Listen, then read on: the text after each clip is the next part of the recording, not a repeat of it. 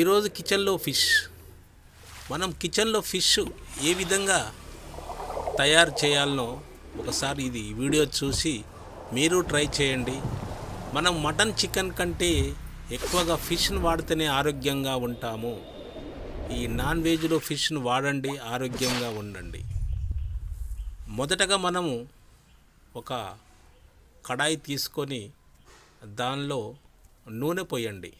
తగినంత నూనె పోసి దానిలో జీలకర్ర, ఆవాలు అవి వేసి బాగా వేడైన తర్వాత మనము ఈ చెరువు చేపలను శుభ్రంగా కడుక్కొని దానికి పసుపు, కారం, అల్లం దట్టంగా పట్టించి అలా పక్కకు పెట్టుకోండి.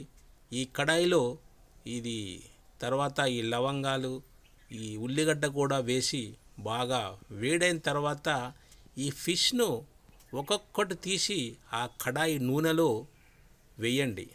స్పూన్తో వేయండి, చెయ్యి మాత్రం వాడకండి. ఎందుకంటే చెయ్యి పట్టడం వలన అవి మెత్తగా అయిపోతాయి.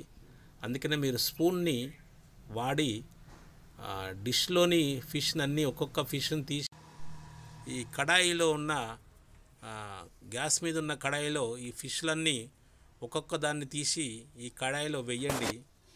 వేసిన తర్వాత ఈ కిందికి మీదికి కలపండి. ఎందుకంటే ఆ నూనెంతా ఈ ఫిష్కు మనకు దట్టంగా పట్టాలి.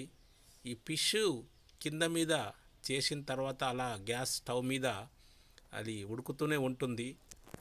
మనం దాని మీద సరిపోని ఒక ప్లేట్ పెట్టేసుకోండి. అలాగనే ఆనియన్స్ కూడా చాలా ఎక్కువగా కట్ చేసేసుకొని పక్కన బాగా ఎరుపు వచ్చే వరకు ఫ్రై చేయండి. ఎరుపు వచ్చే వరకు ఈ గ్యాస్ స్టవ్ మీద పెట్టి తర్వాత దీన్ని మిక్సీ పట్టిన తర్వాత దీన్ని ఆ చేపలలో కలపండి.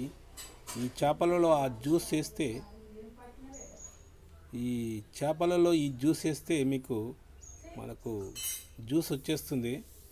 ఈ విధంగా మనం చేపలని మనం ఫ్రై చేసుకొని జ్యూస్ ద్వారా ఫ్రై కాకుండా జ్యూస్ చాలా తర్వాత మీరు చింతపండు రసాన్ని మీరు చేపలలో మిక్స్ చేయండి. చింతపండు రసం ఈ బాగా దీంట్లో వేసి చేపలు కింద మీదకి కలిపే విధంగా బాగా కలపండి. ఈ కలిపిన తర్వాత ఇది ఉడుకుతుంది. ఈ గ్యాస్ మీదనే పొయ్యి మీద పెట్టినప్పుడు ఇది బాగా వేడిలో పెట్టండి. సిమ్లో కాకుండా ఫుల్లో పెట్టేస్తే మనకు చేప ముక్క తొందరగా ఉడుకుతుంది. ఈ విధంగా జ్యూసు చాలా పలసపడి చిక్కగా అయ్యేటట్టు చేప ఉడికిన తర్వాత చూడండి, చేప ఉడికిందా లేదా అనే విషయం మీకు తెలుస్తుంది.